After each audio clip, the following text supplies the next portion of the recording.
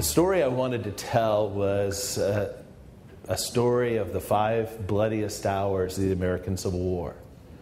The story I wanted to tell was a story of more American generals being killed in one battle than any other battle, in any other war, in any other time, on any continent.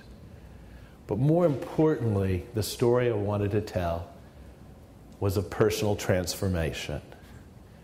It was a story of Carrie McGavick, a woman who was, by all accounts, clinically depressed after losing 3 of her own children. A woman who had married her first cousin. This is a Southern story.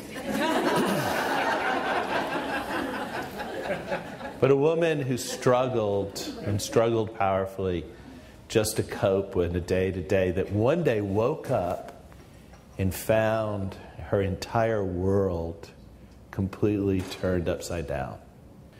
John Bell Hood's had better days. He had been at Gettysburg doing this the year before, and a bullet goes through his arm, and he has a withered left arm.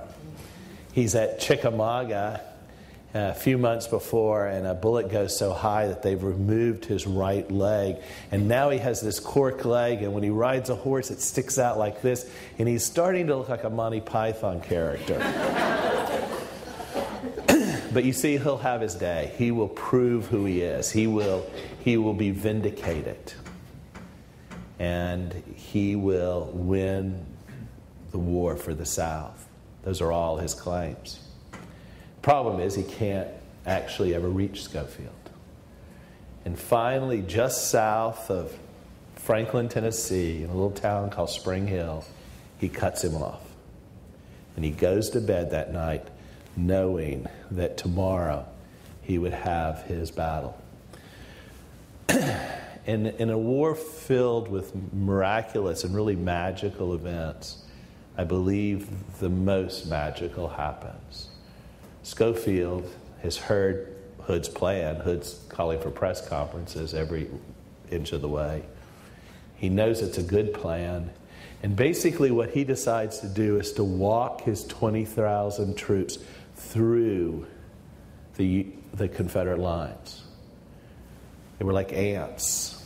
So close were they as they filed past the fires, the campfires of the troops, that they could smell the bacon. So close were they could hear the banjos playing. So close were they kept stumbling into the camps and sitting down and exchanging stories and newspapers and jokes and singing songs and then getting up and moving on. This happened all through the war, but never on the level of over 200 reports going into headquarters. And yet nobody ever put it together that what we were seeing was not just some random renegade soldiers, but an entire army on the move.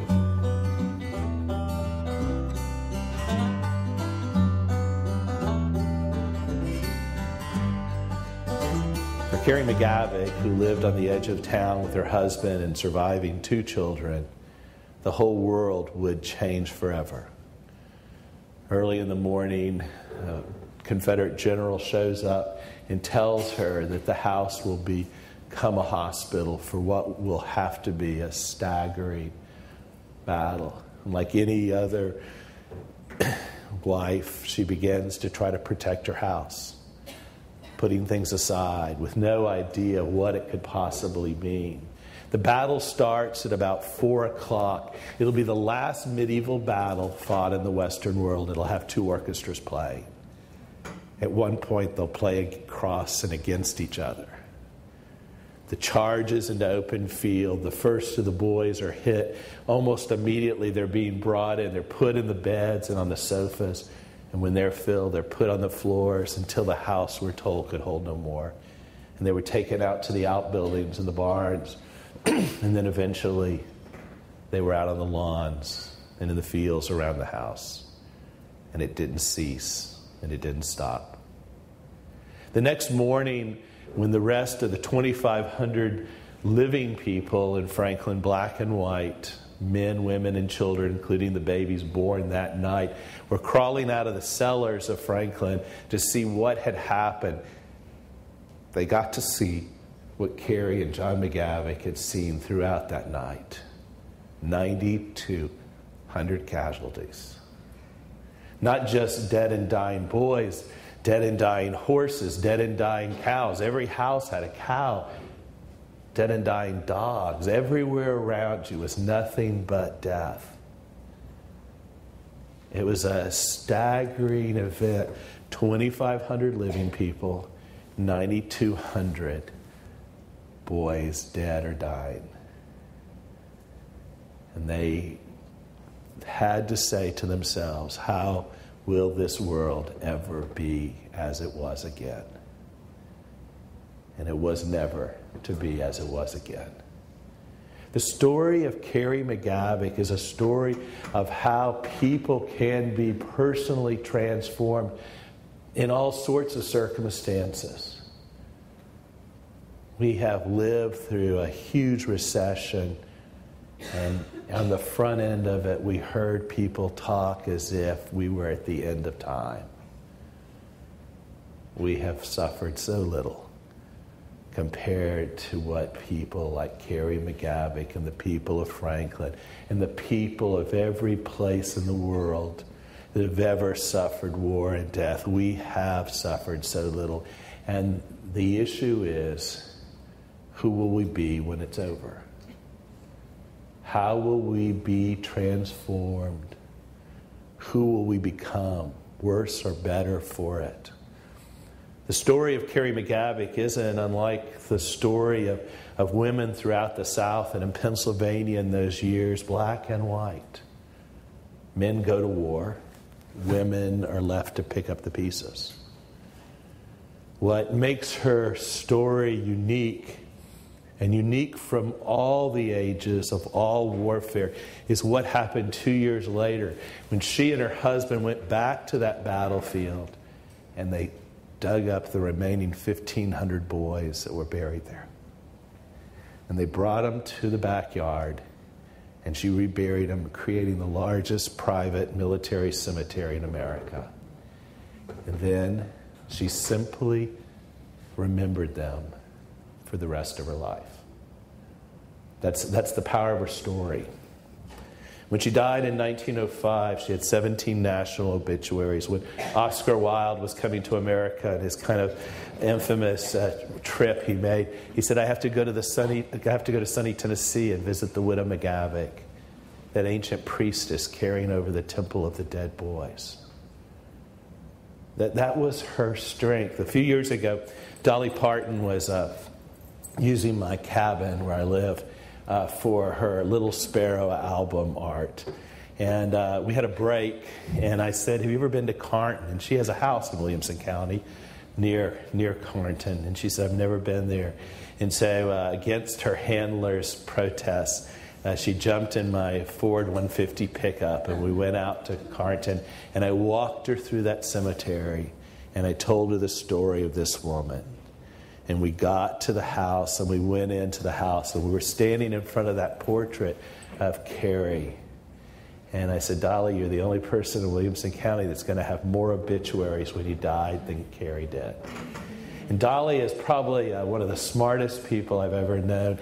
And she looked down at the carpet, and she looked up at the portrait, and then she looked at me with those crystalline eyes, and she said, yes, but I had to leave home to get them. And that's the power of Carrie McGavick's story.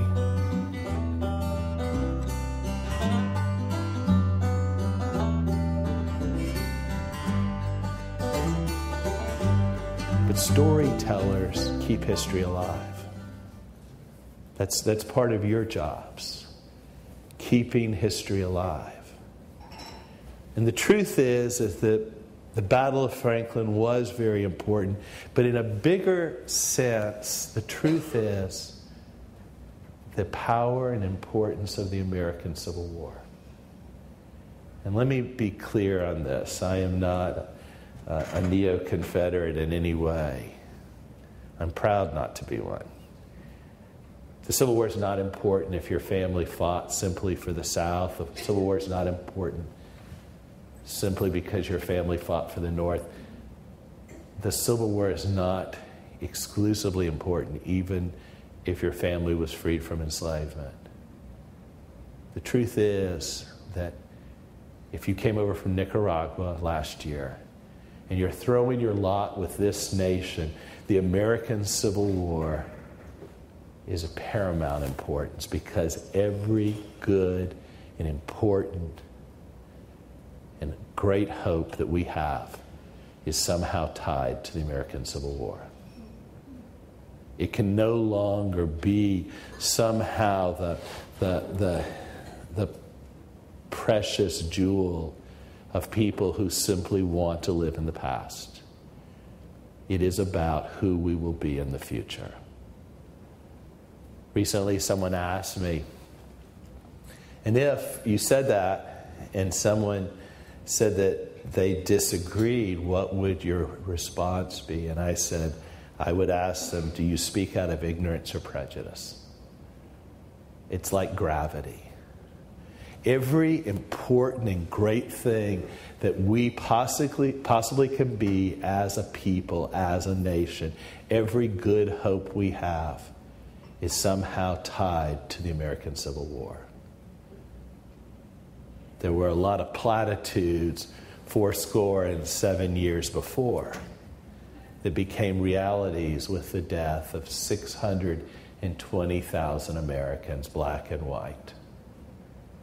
And do not think the outcome of the war could have been what it was without the participation of African Americans.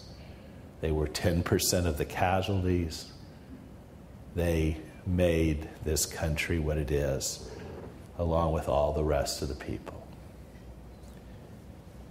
But we also never talk about that 1.5 million men and women who were hopelessly wounded by the war, who had shortened, painful, less productive, if at all productive lives because of it. And what we are as a nation is built on the shoulders of those dead and those wounded and those who came back and did great things. And that's the story I wanted to tell. That's the power of what Carrie McGavick, one person, personally transformed,